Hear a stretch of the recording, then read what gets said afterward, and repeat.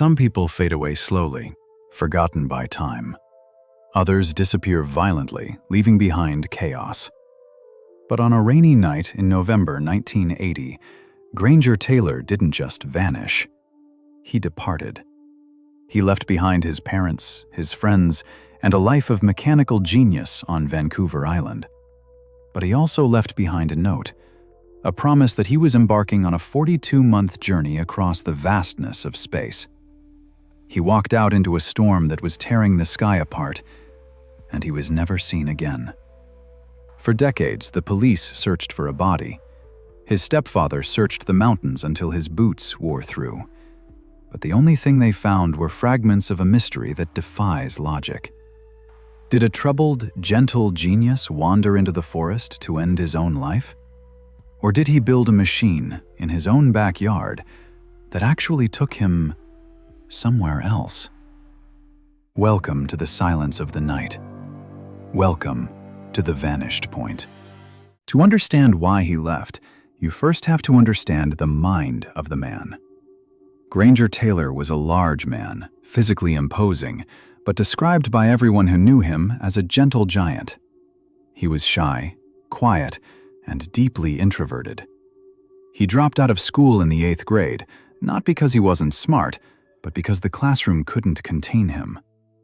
While other children were learning algebra, Granger was already rebuilding engines. By the time he was a teenager, he was a mechanical wizard. His backyard in Duncan, British Columbia, became a sanctuary of rust and oil. It was a graveyard of heavy machinery brought back to life. He once found an old bulldozer abandoned in the woods, seized up by decades of rain. He dismantled it, carried the pieces home by hand, and restored it to perfect working condition.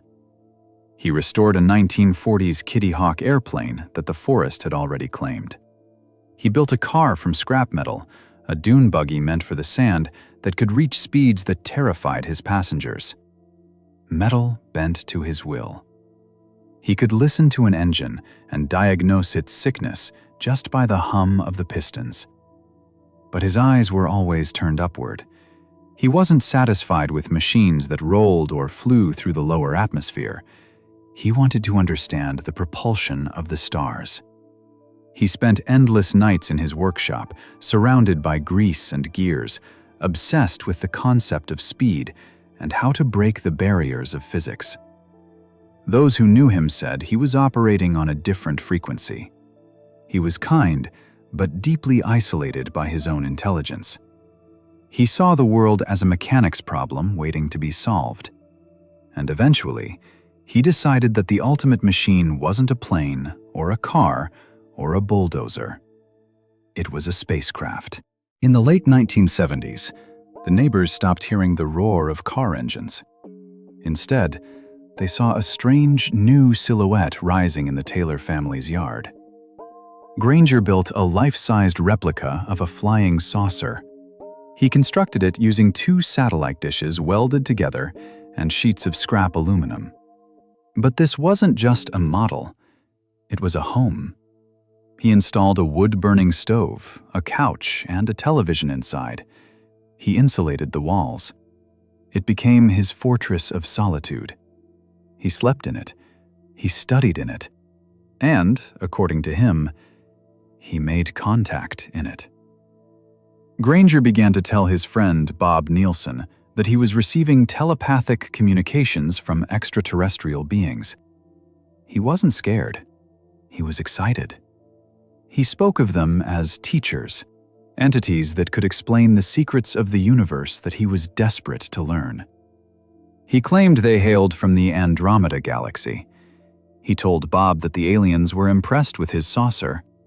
He said it acted as a beacon. And then the messages changed. They weren't just teaching him anymore. They were inviting him. He claimed they offered him a journey, a 42-month expedition to explore the galaxy and return with knowledge that would change humanity. Most people dismissed it as the fantasy of an eccentric mind. But Granger stopped working on his other projects. He began preparing. He wasn't acting like a man who was losing his mind. He was acting like a man who was packing for a long business trip. The departure was methodical. On November 28th, the day before he vanished, Granger went into town. He visited his friends. He paid off small debts he owed. He didn't say goodbye explicitly, but his demeanor was final. He seemed at peace, like a man who had completed his checklist. Then came the night of November 29th, 1980. A massive storm hit Vancouver Island. It was a gale force event. Winds howled through the trees, snapping branches and cutting power to the entire region. The farm was plunged into absolute darkness. It was the perfect cover for a departure. While the world outside was chaotic, Granger was calm. He walked into his parents' room while they were out and left a note on the table. A note that would become legendary in the world of unsolved mysteries. It read, "Dear Mother and Father, I have gone away to walk aboard an alien ship, as recurring dreams assured a 42-month interstellar voyage to explore the vast universe, then return. I am leaving behind all my possessions to you, as I will no longer require the use of any." On the back of the note, he drew a strange map. It depicted Mount Prevost, a local peak, but with markings that no one could decipher. He took no money. He took no clothes. He wore his camouflage jacket, walked out into the wind, climbed into his bright pink and yellow 1972 Datsun truck, and drove into the black void of the forest. He wasn't running away from something. He was running towards something. The sun rose the next morning, but Granger did not return. The storm had washed away tire tracks. The wind had scattered any scent. His stepfather, Jim, led the charge. He spent months hiking through the dense wilderness of Vancouver Island, searching for the bright yellow truck that should have been easy to spot against the green and brown of the forest. But the forest is vast, and it keeps its secrets well. 42 months came and went. 4 years passed. The date of his promised return arrived in 1984. His friends gathered at the site Granger used to visit, looking at the sky, waiting for a ship to descend through the clouds. They waited until dawn. Nothing came but the morning mist. Theories began to spiral through the town. Some believed he had driven north to the Yukon to start a new life under a new name. Others whispered that the aliens were a delusion masking a deep, untreated depression. They believed he had driven into the wilderness to end it all.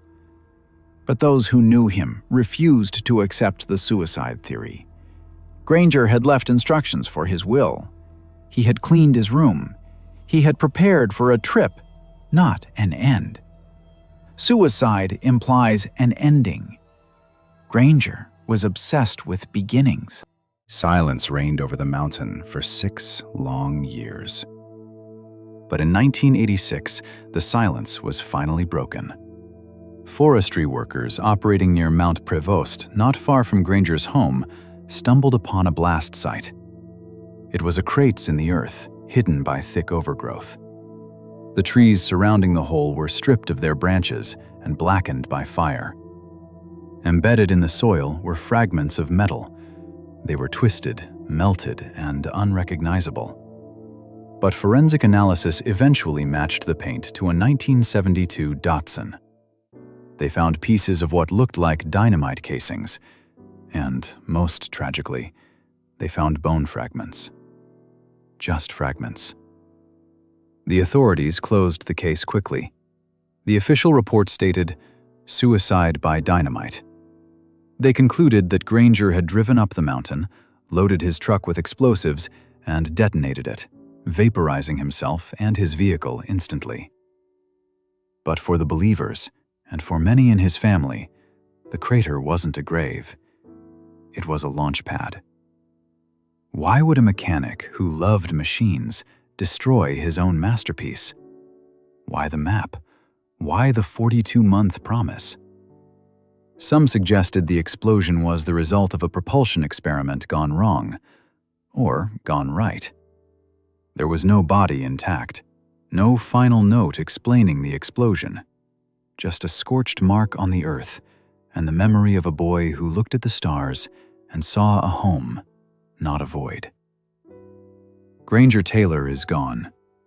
Whether he is dust in the soil of Mount Prevost or traveling among the nebulae of Andromeda depends entirely on where you choose to look. Down at the ground or up at the sky.